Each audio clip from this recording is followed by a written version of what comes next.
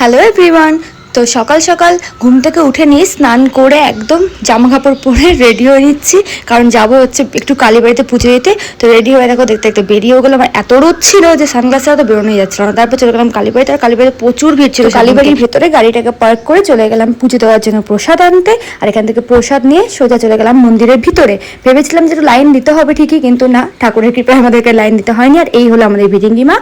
তোমরা সবাই কিন্তু প্রণাম করে নিও মাকে। তারপর পুজো দিলাম মন ভরে, তারপরে দিলাম হচ্ছে মোমবাতি আর ধূপ দেখিয়ে ওখান থেকে বেরিয়ে গেলাম। আর আমাদের যাওয়া ছিল একটু সবজি বাজারে, কারণ টুকটাক সবজি বাজার আর ফল বাজার করা ছিল। তরমুজ আর লিচু দেখে তো আমি আমার লোভ সামলাতে পারলামই না, তাই কিনে নিলাম তরমুজ, লিচু আর কলা। কলা তো আমার ডেলিকারি লাগে। তারপর চলে গেলাম একটু সবজি বাজারে। দেন বাড়ি এসে নিয়ে বিকালবেলায় বোন ফোন করে বলে যে একটু মেহেন্দি পড়াতে যেতে হবে তাকে। তো চলে গেলাম সন্ধ্যাবেলায় মেহেন্দি পড়াতে। আর উনি আবার আমার হাতে ছাড়া কারোর হাতে মেহেন্দি পড়বেন না। তো এইভাবে আমাদের আজকে দিনটা কাটলো। দেখা হচ্ছে তোমাদের সাথে নেক্সট ব্লগে। টাটা।